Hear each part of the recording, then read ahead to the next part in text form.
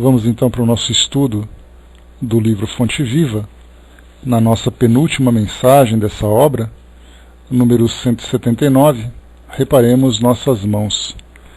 Esse vai ser o tema do nosso estudo de hoje, e durante aqui a nossa introdução, acompanhando as mensagens que trazem essa harmonia aqui para o nosso trabalho inicial, é inevitável que as formas com que os espíritos procuram trazer para nós essas instruções, através de textos, através de música, através de poesia, e cada uma das mensagens que certamente nos sensibilizam pelo seu conteúdo, um tom amoroso, um tom esclarecedor, nós vemos o esforço que todos eles fazem para trazerem para nós o esclarecimento de que nós precisamos para essa mudança tão necessária como espíritos que somos.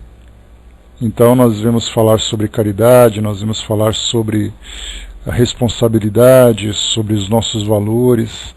Então eles procuram de todas as formas trazerem para nós essas orientações. Nesse livro que nós estamos estudando, nós estamos aqui já chegando na mensagem de número 180, então nós temos ali 180 formas diferentes que os espíritos se encontraram de trazer para nós esclarecimentos, de trazerem para nós esclarecimentos. Nós vamos pegando livros após livros, mensagens após mensagens, e nós vemos ali um esforço incansável que eles demonstram nessa relação de mestres e aprendizes, eles como mestre, nós como aprendizes, e por sermos ainda aprendizes um tanto rebeldes, nós vemos ali eles procurando de todas as formas, de formas criativas, de formas lúdicas, sempre chamar a nossa atenção, despertar a nossa consciência para a importância simplesmente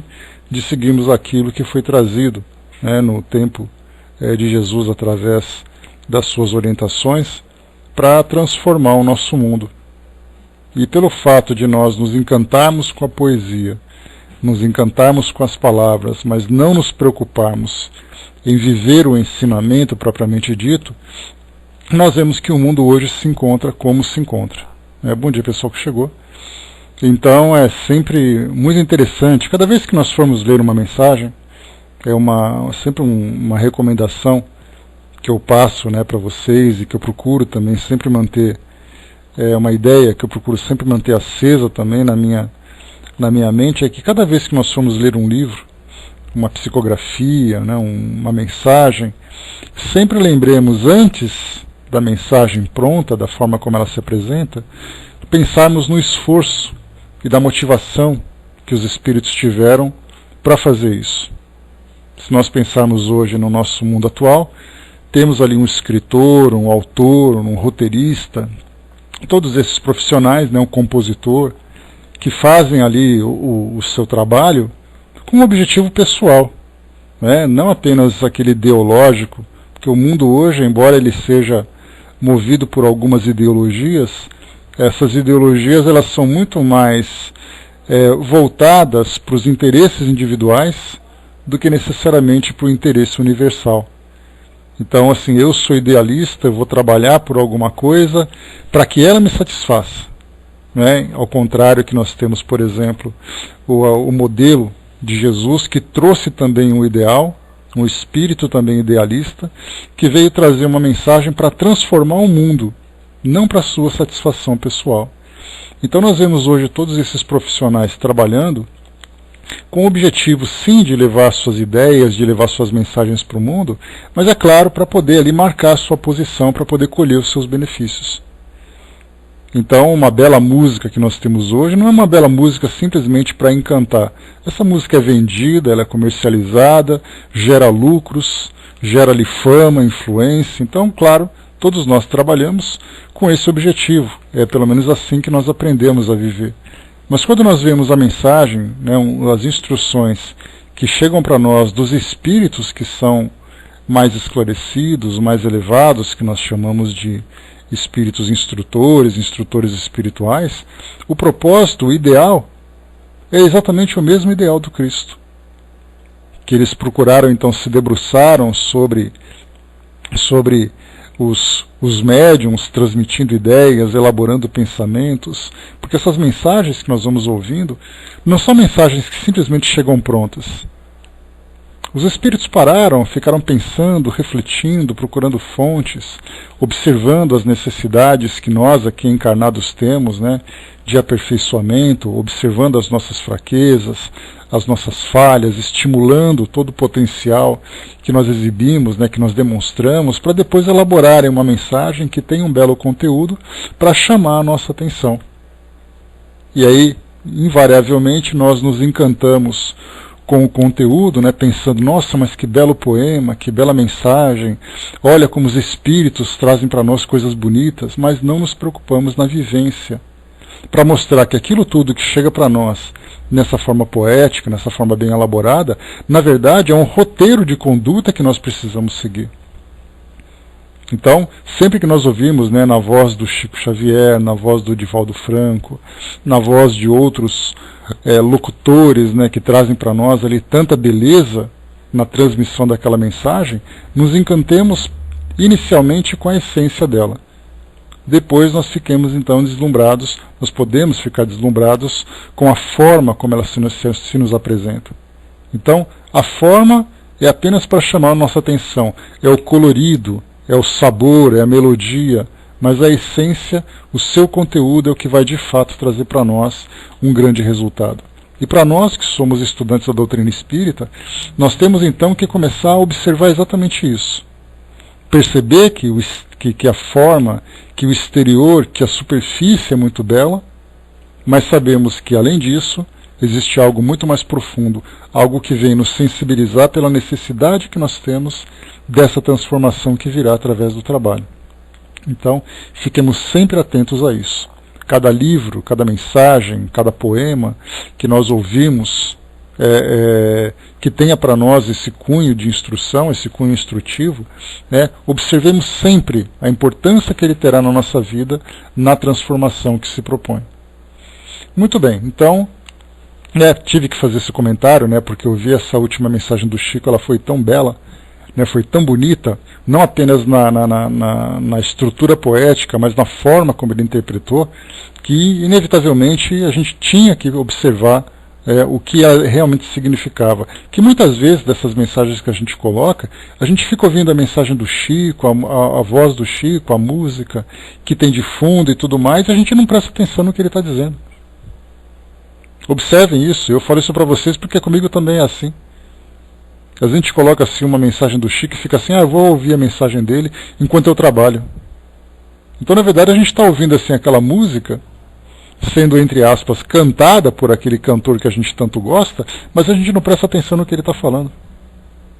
Temos agora que voltar os nossos olhos para esse conteúdo. Fica maquinal, fica assim, quase que meio que um mantra, algo quase que hipnótico para nós, que é algo prazeroso. Mas a mensagem não veio para ser prazerosa, ela veio para ser instrutiva. E nós temos que ficar muito atentos a isso. Esses tantos e tantos de livros que foram publicados, se nós pudéssemos juntar todos os livros que vieram através de psicografias com instruções dessa natureza, como Fonte Viva, Vinha de Luz, que são livros que nós já estudamos, e outros tantos que estão disponíveis para nós, se nós pudéssemos juntar numa montanha de livros, ficaria uma montanha monstruosa. Mas a pergunta é, qual é exatamente o grau de atenção que nós estamos demonstrando para o conteúdo, para a essência?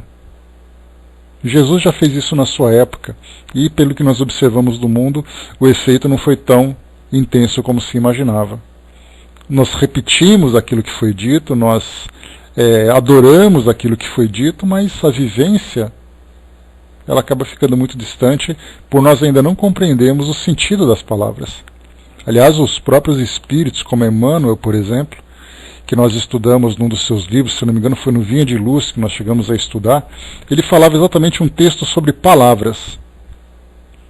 A palavra escrita, a palavra falada, o efeito que ela tem. E nós muitas vezes não prestamos atenção. Arnaldo colocou, né, não fica nadando na superfície, mas mergulhar profundamente. Exatamente, a filosofia, o aspecto filosófico da doutrina espírita nos chama essa atenção.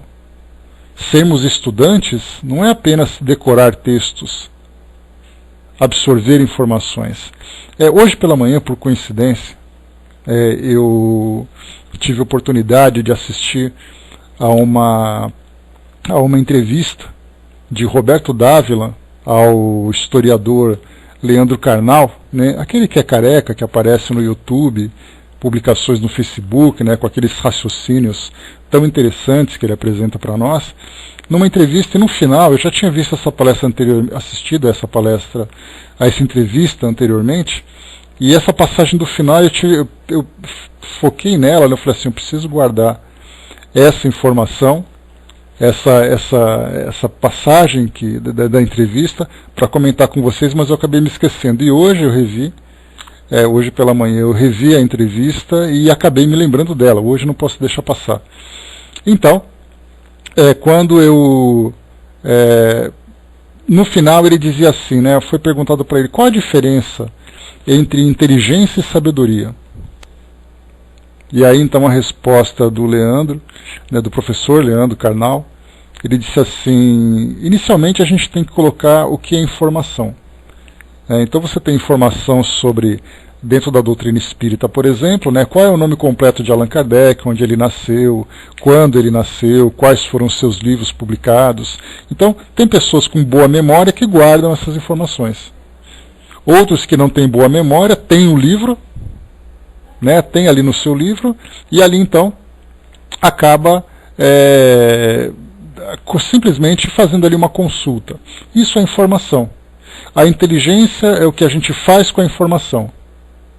Eu posso pegar, por exemplo, as informações que são contidas nas obras de Allan Kardec e começar a construir um raciocínio, observar exatamente ali o seu conteúdo, fazer uma análise do contexto em que ele é apresentado, tentar fazer uma comparação com a realidade que a gente vive. Isso tudo é inteligência. E a sabedoria é a forma como se aplica tudo isso. Eu pego aquele conteúdo, trabalho ele na sua essência, nas suas ideias, e eu faço então uma aplicação na minha realidade. Então, no caso das mensagens que chegam para nós temos muitas informações que chegam nesses livros. Muitas. Quando nós começamos a analisar com cuidado e processar essas informações, nós começamos a usar a nossa inteligência. E a sabedoria vem exatamente da capacidade que a gente tem de vivenciar aquilo tudo. Então o aspecto filosófico que a doutrina espírita tem, ela nos estimula exatamente a isso. Esses estudos que nós fazemos, esse bate-papo constante, essas ideias que nós vamos trocando, as comparações diante da nossa realidade, da vida pessoal que nós temos, da vida coletiva, isso tudo nos ajuda a sair dessa superfície e começarmos a entrar de fato no aprendizado. Porque do contrário nós entraremos naqueles ensinamentos que lamentavelmente acabam fazendo com que os alunos decorem informações sem entender o que significa. Me recordo de coisas que eu decorei na época da escola, que eu era obrigado a decorar porque era por tópicos, né? Quais são as tais coisas que fulano fez. Eu colocava foi isso e foi isso, mas eu nem entendi o que significava aquilo tudo. Mas era o que estava no livro, eu tinha que decorar, eu decorei. Fórmulas matemáticas, fórmulas de física ou de química, decoro as fórmulas, mas para que elas servem? Foi porque eu fiquei na superfície, porque não me conduziram por esse caminho mais profundo. Então é importante para nós que somos espíritas que ao termos contato com essas ideias, com essas informações, que nós tenhamos sempre a iniciativa de nos aprofundarmos e a sabedoria de vivenciarmos aquilo tudo, porque tudo que chega para nós tem um propósito. Não é simplesmente para poder decorar o nosso mundo, para fazer com que o nosso mundo seja mais florido, mais encantador. O propósito é fazer com que nós nos transformemos para também transformarmos o nosso mundo hoje. O Arnaldo colocou, né, sábio é aquele que detém a sabedoria e utiliza o conhecimento com ética moral. Então é exatamente essa aplicação que é importante para todos nós. Né? As colocou lá em cima, né, a música de fundo me tira a atenção. Ela acaba encantando, né? Porque a música, na verdade, eu acho que ela é a forma mais intensa para sensibilizar o espírito. tanto que nós temos hoje nessas novas músicas da chamada nova era, né, que foi exatamente esse estilo novo que veio essas últimas 2 décadas mais ou menos, né? Começou com Enya, Kitaro, e tantas Lorena e tantos outros compositores de música New Age, vieram então para sensibilizar o espírito. Então nós fazemos uma combinação com o texto que traz a mensagem e a música, e nós ficamos encantados. E nesse encantamento nós esquecemos daquilo que é o mais importante, que é exatamente a mensagem que foi transmitida para todos nós. Muito bem, feita então essa nossa introdução. Naquela época, Dudu, né, a gente lembra que esses áudios são antigos, né, então o pessoal não tinha assim um acervo, né, tão bonito como nós temos hoje, né. Naquela época eram só músicas clássicas, então eles procuravam utilizar aquilo que era disponível, né. Hoje não, hoje nós temos muito mais melodias para trabalhar, o pessoal sabe trabalhar comercialmente isso também, né? Então é sempre, porque naturalmente essas mensagens são compostas para serem vendidas num CD, num DVD e depois serem revertidas, né? Os seus recursos para trabalhos assistenciais das instituições e tudo mais. Então hoje nós temos ali pessoas que são têm uma visão muito diferente daquela época, né? Mas mais uma vez, né, mesmo que a música seja perturbadora, que seja música barulhenta, a mensagem continua. Então essa questão que você levantou é exatamente isso. Por mais bela que seja a música, por mais barulhenta que seja a música, o mais importante de tudo é o conteúdo da mensagem. E nós não prestamos atenção. Né? Esse que é o detalhe. Então observemos isso. Ao lermos nós temos que parar, ler com calma, estudar o conteúdo para saber o que os espíritos estão querendo passar para nós.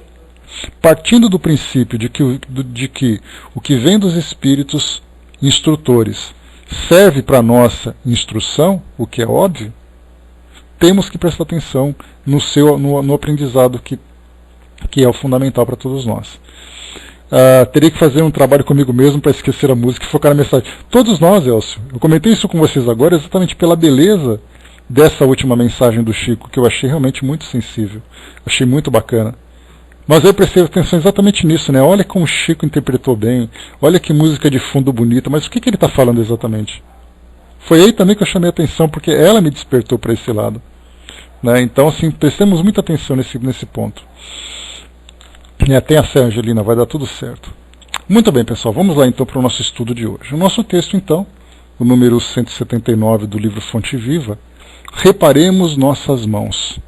A mensagem, né, por si só, o título por si só, já traz para nós uma ideia bastante clara sobre o seu conteúdo. Traz para nós aqui como inspiração, né, uma passagem do Evangelho de João, capítulo 20, versículo 20, mostrou-lhes as mãos. Nós temos aqui, reaparecendo aos discípulos depois da morte, eis que Jesus, ao se identificar, lhes deixa ver o corpo ferido, mostrando-lhes destacadamente as mãos. As mãos que haviam restituído a visão dos cegos, levantado paralíticos, curado enfermos e abençoado velhinhos e crianças, traziam as marcas do sacrifício. Traspassadas pelos cravos da cruz, lembraram-lhe a suprema renúncia. As mãos do divino trabalhador não recolheram do mundo apenas calos do esforço intensivo na charrua do bem. Receberam feridas sanguinolentas e dolorosas. O ensinamento recorda-nos a atividade das mãos em todos os recantos do globo. O coração inspira, o cérebro pensa, as mãos realizam. Em toda parte agita-se a vida humana pelas mãos que comandam e obedecem. Mãos que dirigem, que constroem, que semeiam, que afagam, que ajudam e que ensinam. E mãos que matam, que ferem, que apedrejam, que batem, que incendeiam, que amaldiçoam. Todos possuímos nas mãos antenas vivas por onde se nos exterioriza a vida espiritual. Reflete, pois, sobre o que fazes cada dia. Não esqueças que, além da morte, nossas mãos exibem os sinais da nossa passagem pela terra.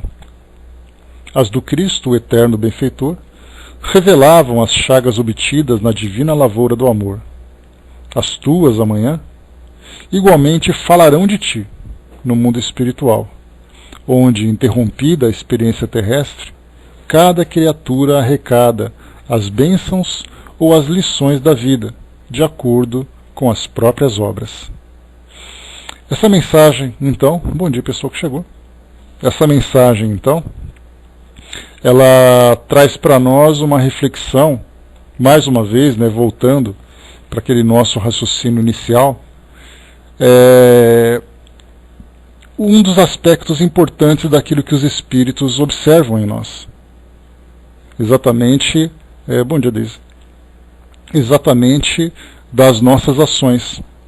Da mesma forma daquilo que nós já tratamos, o que nós fazemos com os nossos olhos. Os nossos olhos servem para a visão. Mas onde nós focamos a nossa visão? O que nós colhemos daquilo que nós vemos? Quais são os nossos interesses? Lembrando que muitas vezes, conforme os espíritos nos instruem, o fato de utilizarmos de uma forma negativa a nossa visão faz com que nós, num determinado futuro, sejamos privados dela. O que nós fazemos com os nossos ouvidos? Nós ouvimos, mas o que ouvimos? O que nós fazemos com aquilo que nós ouvimos? Num futuro, conforme os espíritos lembram, seremos privados da nossa audição pelo fato de não sabermos utilizar esse nosso sentido. Assim como acontece também com a nossa própria voz, com a nossa fala. Daquilo que eu falo, da forma como eu me comunico, das minhas ideias que eu transmito, vai chegar um momento que, se eu não souber utilizar, serei privado também dessa minha mesma voz. A mesma coisa acontece com o meu corpo, acontece com as minhas mãos. Quantos espíritos trazem para nós depoimentos de que, pelo mau uso que fizeram de recursos de que dispunham numa encarnação anterior, o drama de consciência que sofreram, ou os dramas de consciência que sofreram, fizeram com que eles viessem privados desses recursos, simplesmente por desperdiçarem, e não apenas desperdiçarem, mas trazerem principalmente muitas dores a si próprio e também ao ambiente onde se encontravam. Então aqui nesse caso nós temos sobre as nossas mãos, falando exatamente que as mãos são aquelas que operam diretamente no nosso mundo. Traz para nós aqui uma escala muito interessante, 3 fases, 3 etapas importantes em que se processam as nossas ações. Primeiro, o coração inspira, o que nós trazemos em nossos corações. Nós, pessoalmente hoje, pelo fato de já estarmos envolvidos numa filosofia que tem como objetivo a promoção do espírito, o desenvolvimento dos valores, o afloramento do próprio sentimento mais nobre, que é o amor. Então todos nós estamos ali com esse propósito. Então nós, claro, pensamos que todas as nossas ações são inspiradas então por esses valores, por esses ensinamentos. Tudo aquilo que nós olhamos à nossa volta, o nosso coração de alguma forma sente alguma coisa. Sente vontade, Então ele começa primeiro, olha, eu vejo uma pessoa, meu coração se sensibiliza, eu vejo a dor do outro, eu vejo uma revolta, eu vejo a corrupção. Porque é importante nós lembrarmos disso, a doutrina espírita, ela não é uma doutrina que nos apresenta de uma forma fantasiosa o mundo espiritual. Ela mostra para nós que hoje nós estamos construindo um caminho para alcançar uma condição espiritual futura. A nossa condição hoje vai determinar aquilo que nós somos. Então a doutrina espírita não vem falar sobre elementos geográficos ou elementos dimensionais. Porque muita gente pensa assim. A grande maioria, lamentavelmente, de espíritas acaba pensando dessa forma. Porque eu estou estudando a doutrina espírita para pensar, para tentar descobrir para onde eu vou. Mas a grande maioria se esquece de como vai. Então por isso nós começamos a ver que aquilo que nós observamos hoje no nosso cotidiano, preocupado, por exemplo, com as nossas responsabilidades dentro de casa, com o nosso trabalho, aquilo que nós assistimos nos meios de comunicação. Vemos, por exemplo, greves, vemos protestos, vemos guerras, destruição, vemos ali as pessoas na cidade transitando de uma forma alucinada para poder tentar chegar ali num objetivo, alcançar um sucesso. Vemos ali, né, lembrado pelo embaixador, sobre o Enem, a nossa juventude preocupada com toda aquela cobrança de sucesso e tudo mais. Tudo isso faz parte da nossa realidade. E quando nós começamos a ver isso à nossa volta, de que forma que nós nos sensibilizamos? O que eu sinto no momento em que eu vejo isso? De uma forma muito prática, nós tivemos recentemente todos esses conflitos políticos que aconteceram aqui no nosso país, e nós pensamos assim, quando nós olhamos a corrupção, quando nós olhamos os protestos, a destituição de pessoas de determinado cargo de poder e tudo mais, o que nós sentimos? Sentimos a revolta, sentimos o orgulho, sentimos ali a vergonha. São esses sentimentos que brotam no nosso coração. E são esses sentimentos que vão nos inspirando, nos levar para essa próxima etapa, que é o cérebro pensa. Então, quando eu sinto alguma coisa, eu começo a pensar de que forma que eu vou exteriorizar isso tudo. Então, se eu sinto raiva, naquele momento em que meu coração se depara com aquela situação, claro que nós estamos falando do coração poético, eu vejo aquilo, sinto aquela raiva, minha mente começa já a encontrar todas as formas de exteriorizar essa raiva e de repente as minhas mãos realizam. E aí nós vemos aquilo que acontece no nosso mundo hoje. Então nós temos ali, claro que nós estamos falando daquilo que é o mais ostensivo na nossa realidade, no nosso cotidiano, porque é o que nós vemos acontecer. Que infelizmente traz ali um teor negativo, né, que são exatamente essas situações que acontecem no nosso cotidiano. E somos influenciados, claro, uns pelos outros. As mesmas mãos que jogam uma pedra também são aquelas mãos que escrevem. E essa escrita vai trazer para nós também inspirações para agirmos de alguma forma. Então vemos na televisão toda aquela matéria jornalística, aquelas cenas que foram filmadas, operadas por outras mãos. Então, quer dizer, nós influenciamos e somos influenciados o tempo todo. Mas de uma forma positiva isso também acontece. Aquelas mãos que acolhem, aquelas mãos que servem, aquelas mãos que constroem de uma forma positiva. Então, na verdade, tudo aquilo que nós vemos à nossa volta é um resultado, inicialmente, daquilo que foi inspirado por aqueles corações. Então nós temos que pensar muito nisso, temos que fazer um trabalho de autoconhecimento para saber exatamente o que nós trazemos dentro de nós. De que forma que nós olhamos para o mundo, de que forma que nós sentimos aquilo que o mundo traz. Porque se nós tivermos esses sentimentos se manifestando de uma forma desequilibrada, não esperemos que as nossas ações sejam ações equilibradas. É uma linha de desenvolvimento, ou seja, um passo é uma consequência do outro. Um coração nobre terá, indubitavelmente, uma ação nobre. Um coração desequilibrado terá, indubitavelmente, uma ação desequilibrada. Então nós temos que primeiro nos conhecer. O que nós trazemos exatamente em nossos corações para que eu possa exteriorizar. Se eu tenho uma proposta de construção, porque é o que eu desejo, eu tenho que fazer com que os meus sentimentos também sejam transformados. O Arnaldo colocou, né, as mãos para os encarnados é como o pensamento para os desencarnados, na manipulação de fluidos. Né? Então, quer dizer, é simplesmente ali o trabalho direto que nós temos, né, nessa manipulação do nosso mundo, ou seja, nós idealizamos através de nossas mãos aquilo que nós pensamos.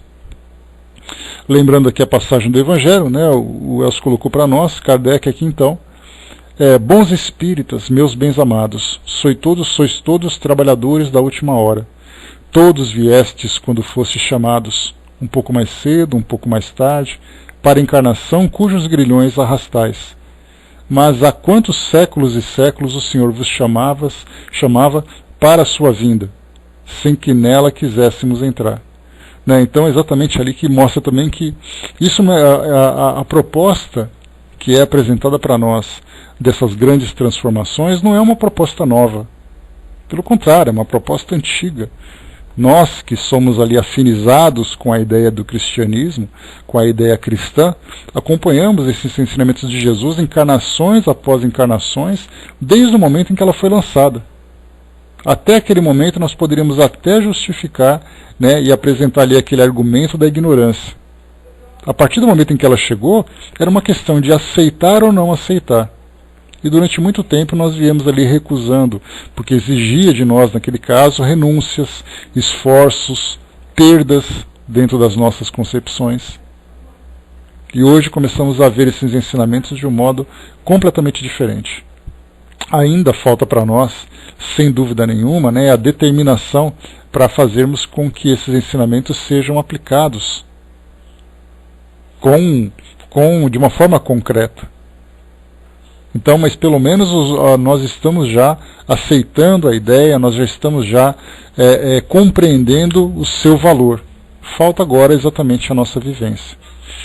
Nós temos aqui, bom dia pessoal que chegou, eu tenho aqui para vocês, separei uma mensagem muito bacana, né, lá do pessoal do Momento Espírita, e inspirado, né, uma mensagem inspirada no livro Cartas à Mocidade Espírita, de Christian Macedo. Uma mensagem muito bacana, ela diz assim para nós: naquela manhã, o jovem professor chegou à escola um tanto cabisbaixo. Problemas se somavam e pesavam sobre a sua sensibilidade de jovem idealista. Estava difícil suportar. Foi então que, durante uma reunião de trabalho, ele não pôde controlar as lágrimas que lhe escorreram pelo rosto, em abundância. Uma amiga, que observava em silêncio, estendeu as mãos e segurou a dele, num gesto de ternura. Foi uma atitude simples, mas significou muito para aquele jovem, pois ele sabia que a amiga tinha uma vida superatarefada, muitas atividades e preocupações, filhos, marido, empresa, mas mesmo assim tinha tempo para dedicar ao amigo, para estender-lhe as mãos. Aquele gesto simples levou o jovem a escrever sobre a importância das mãos. O título diz mais ou menos assim: as mãos podem muitas coisas. Oferecer apoio no momento certo, estender-se para consolar, segurar firme para amparar. Mas o que mais podem as mãos? As mãos saúdam, as mãos sinalizam, as mãos envolvem, dão carinho. As mãos estabelecem limites, escrevem, abençoam. As mãos desenham no ar o adeus ou até logo. As mãos agasalham, curam feridas. Para o mundo, a mão é o verbo. Para o idoso é a segurança. Para o irracível, a mão erguida é ameaça. Para o pedinte, a mão estendida é súplica. Para quem ama, a mão silenciosa que acolhe a do ser amado é felicidade. Para quem chora, a mão alheia é conforto.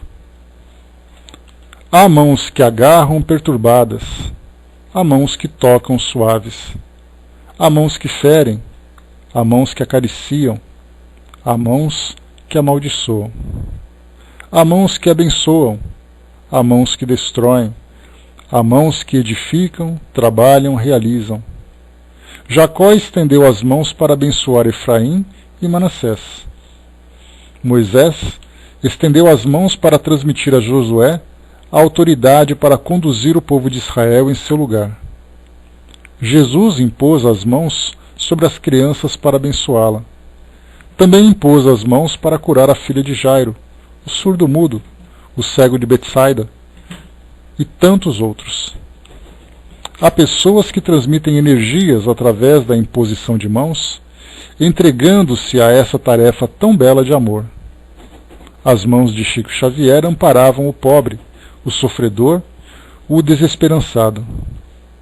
Mãos luminosas das psicografias que traziam dos altiplanos mensagens edificantes da mais sublime beleza, que confortam, enlevam, esclarecem.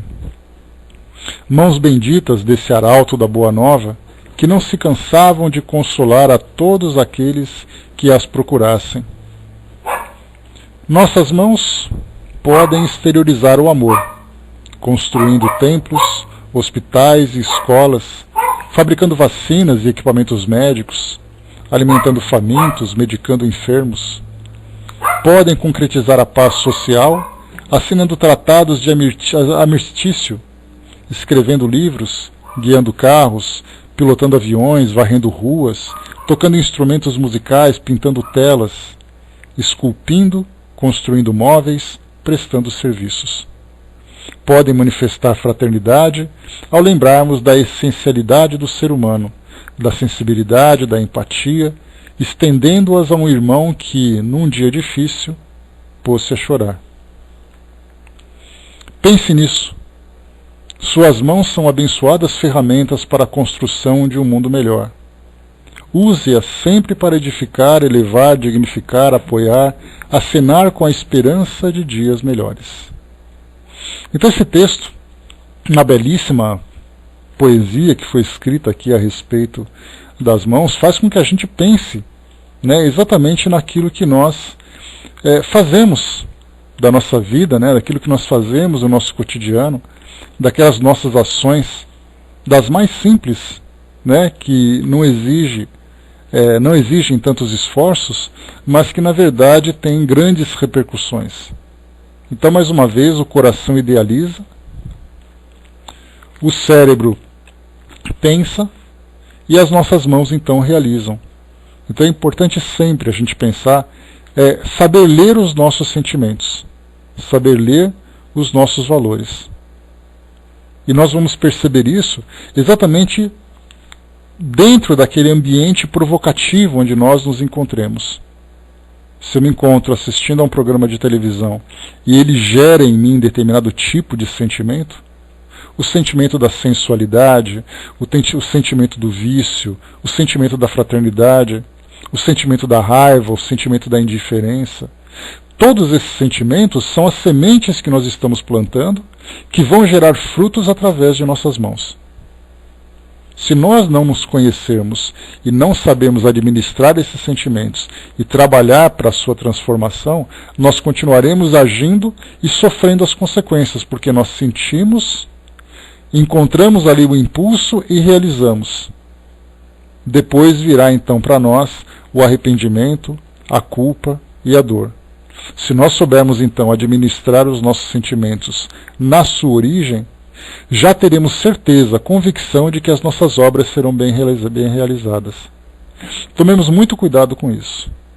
Principalmente nos tempos de hoje, eu sempre gosto de chamar a atenção, porque hoje nós temos a nosso favor a tecnologia, que nos coloca em contato uns com os outros de uma forma muito simples, bastando que a gente não use as mãos apenas. Não use tanto as mãos, mas apenas os dedos, para digitar, para teclar, para enviar. Nós estamos ali transmitindo aquilo que nós trazemos nos nossos corações. Então, desde a mensagem que nós lançamos, uma ideia, provocando, estimulando, irritando, incomodando, ou acolhendo, abraçando, até aquilo que nós fazemos no nosso cotidiano. Porque no passado, coisa de 20, 30, 40 anos, nós tínhamos que simplesmente nos expor para o nosso ambiente social e tomarmos as nossas atitudes para que tivéssemos uma resposta. Ou seja, você chega perto de alguém, você faz um aceno, você tem um gesto. Hoje não.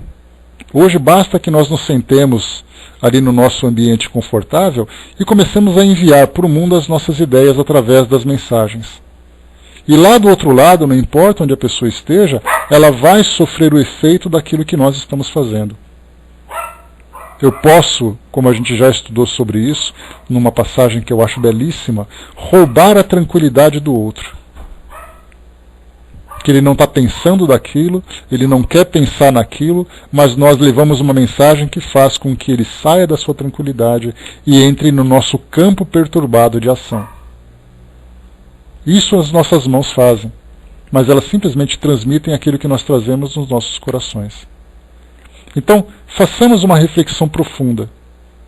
sobre tudo aquilo que nós sentimos, a forma como nós vemos o mundo, a forma como nós interagimos com o mundo. Trabalhando bem esses sentimentos mais profundos, nós criaremos em torno de nós um campo muito seguro. Porque não importa o que você vê, o que você ouve, o que você fala, o que você escreve, a forma como você age, a garantia de algo de valor já se encontra presente na essência. Eu não estou preocupado se eu tenho que segurar as minhas palavras, se eu tenho no meu coração bons sentimentos.